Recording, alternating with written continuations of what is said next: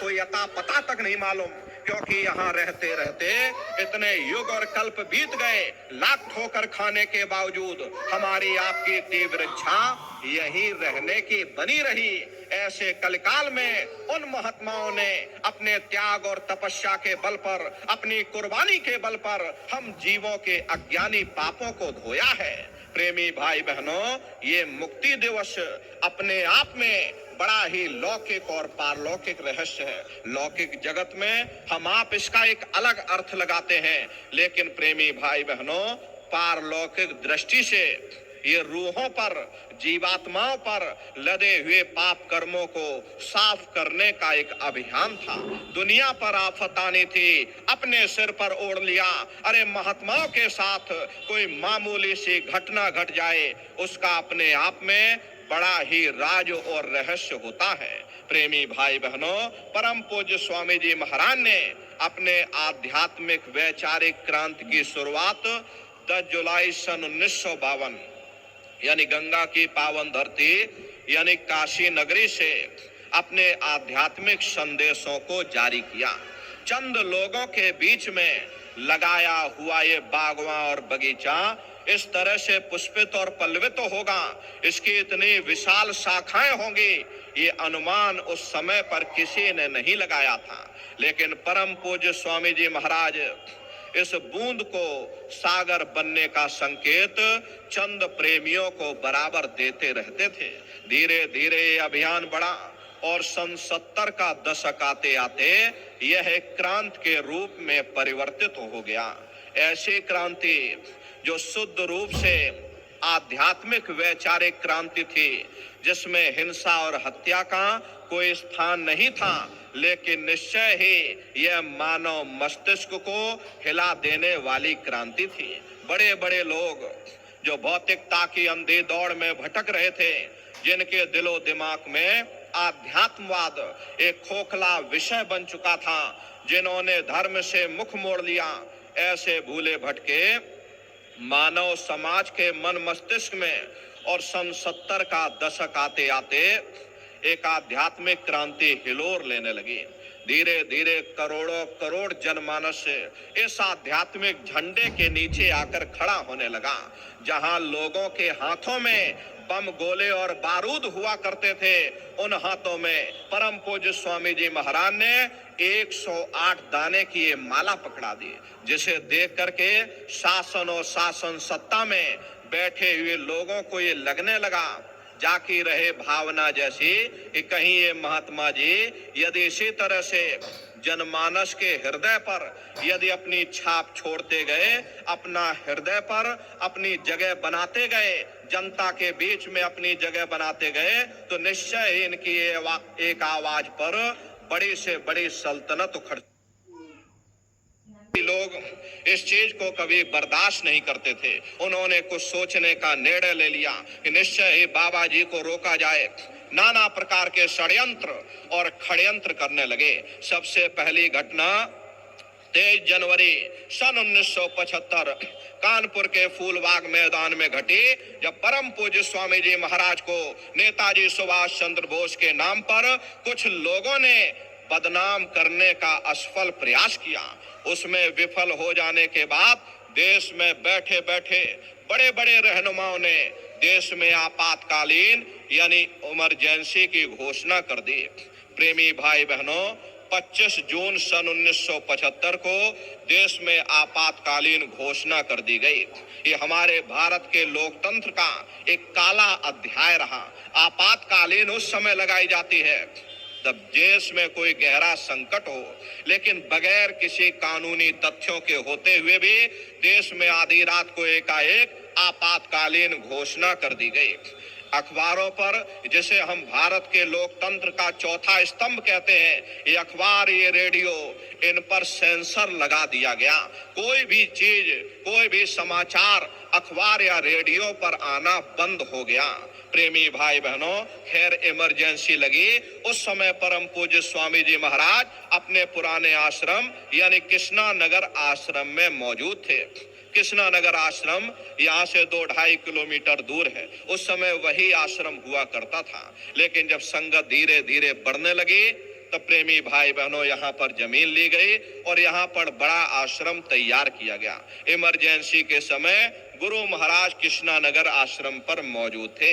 29 जून सन 1975 को प्रातःकालीन बेला में बड़े बड़े अधिकारी और कर्मचारी आए और बगैर कोई कारण बताए परम पूज्य स्वामी जी महाराज को अपनी जीप पर बैठा करके आगरा सेंट्रल जेल ले गए। प्रेमी भाई बहनों, ये हमारे संगत के इतिहास का सबसे दुख दर्द भरा लम्हा था। धोती के टुकड़े कुरकर गुरुवर ने दिवस गुजार दिए। प्रेमी भाई बहनों, बगैर कोई कारण बताए, अनायास ही बगैर कुछ बताए गुरु महाराज को अपने साथ ले गए और आगरा सेंट्रल जेल में परम पूज्य स्वामी जी महाराज को इमरजेंसी के समय बंद कर दिया। जब प्रेमियों को इस बात का पता चला तो प्रेमी भाई बहन धीरे धीरे गुरु महाराज के दर्शन के लिए आगरा सेंट्रल जेल के बाहर पहुंच गए। धीरे धीरे भीड़ उमड़ पड़ी। प्रेमी भाई बहनों, सेंट्रल जेल के बाहर ही प्रेमी भाई बहनों ने परिक्रमा लगाना शुरू कर दिया। धीरे धीरे भीड़ बढ़ती चली गई, जिसे देख करके अधिकारी कर्मचारी घबरा गए और फिर परम पूज्य स्वामी जी महाराज को बरेली जेल में ले जाया गया।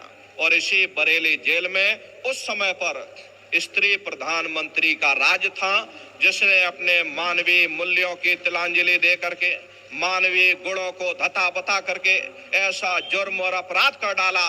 उत्तर प्रदेश के मुख्यमंत्री को हुक्म दिया कि बाबा जी को बेड़ियों में डाल दिया जाए। ये सभी तरह की प्रताड़नाएं, ये सभी तरह के कष्ट इसीलिए दिए जा रहे थे कि बाबा जी हमारी हाँ में हाँ मिलाने लगे, हमारे पीछे चलने लगे। लेकिन नर नारियों, सत्य कभी तलवार से नहीं डरता। प्रेमियों ने इसके लिए कुर्बानी दी।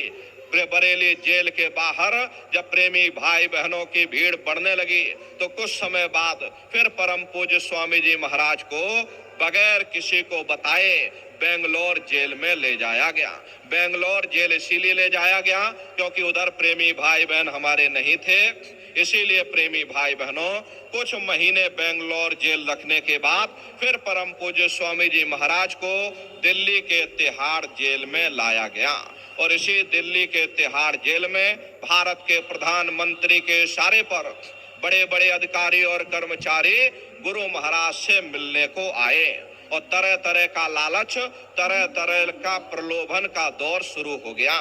क्योंकि उनको भी ये लगने लगा था कि इमरजेंसी हम भारत में ज्यादा समय तक लगा नहीं सकते और बगैर बाबा जी के समर्थन के हम चुनाव जीत नहीं सकते। इसलिए बाबा जी को मनाया जाए। तरह तरह के लालच और प्रलोभन गुरु महाराज को ये लोग देने लगे कि हम आपको एक हेलीकॉप्टर दे देंगे, हम आपकी जमीनों को ठीक कर देंगे। उस समय प्रेमी भाई बहनों, ये आश्रम की जितनी भी जमीन है यूपीएसआईडीसी को पट्टा काटने के लिए दे दिया गया, जिसका मुकदमा आज भी हम यहाँ सिविल कोर्ट में लड़ रहे हैं। प्रेमी भाई बहनों, जितनी भी जमीनें, ये आप जो अगल बगल की फैक्ट्रियां देख रहे हो, ये सभी जमीनें गुरु महाराज की जमीनों पर ये फैक्ट्रियां बनी हैं। उस समय की सरकार ने परम पूज्य स्वामी जी महाराज की जमीनों को यूपीएसआईडीसी को दे दिया। जाओ इस जमीन को तुम उद्योग स्थापित करो, यहाँ तुम फैक्ट्रियां लगाओ। प्रेमी भाई बहनों, आज भी वो जमीनें जहां पर ये फैक्ट्रियां लगी, ये जितनी भी जमीन आप फैक्ट्रियों की देख रहे, ये गुरु महाराज की सारी जमीनें हैं। जब गुरु महाराज जेल से बाहर निकले थे, यही फैक्ट्री के मालिक जितने भी अड़ोस पड़ोस के लोग थे, गुरु महाराज से मिलने आए कि बाबा जी हमारे बच्चे कच्चे हैं। तो गुरु महाराज ने यही कहा कि भाई हम तुमको बेदखल नहीं कर रहे, तुम अपनी फैक्ट्रियों को चलाओ, तुम अपने कारखानों को चलाओ, लेकिन भविष्य में जब कभी जाना, इसे छोड़ करके चले जाना। में बनी हुई है। गुरु महाराज ने किसी को बेदखल नहीं किया। 50 फैक्ट्री गुरु महाराज के जमीन में उजाड़ने में कोई कमी नहीं छोड़ी। सारी जमीनें सीज कर दी गई। ये जितनी अपनी गैया देख रहे हो, ये गाय बूचड़ खाने में कटने के लिए दे दी गई। प्रेमी भाई बहनों, बहुत आतंक मचाया, लेकिन प्रेमी भाई बहनों, वो समय बदला और देखो लालच और प्रलोभन का दौर शुरू हो गया। तरह तरह का लालच, हम आपको हेलीकॉप्टर देंगे, हम आपकी जमीन वापस कर देंगे, हम आपके आश्रम को और ज्यादा बढ़ा देंगे, आप हमारी हाँ में हाँ मिलाओ, हमारा समर्थन आप कर दो, बस हम इतना ही आपसे चाहते हैं। गुरु महाराज बोले कि बच्चा ये समय गुजर गया, ये समय चला गया, ये सितारा डूबेगा, मुझे कोई हिंदुस्तान में माई का लाल अब खरीद नहीं सकता। गुरु महाराज ने उस समय कह दिया। गुरु महाराज प्रेमी भाई बहनों, उसी समय गुरु महाराज ने कह दिया ये सितारा डूबेगा। महात्मा किसी को श्राप नहीं देते, लेकिन प्रेमी भाई बहनों, जो महात्माओं को सताते हैं उनके कुल खानदान में कोई पानी देने वाला नहीं बचता। रावण ने साधु संतों का अपमान किया।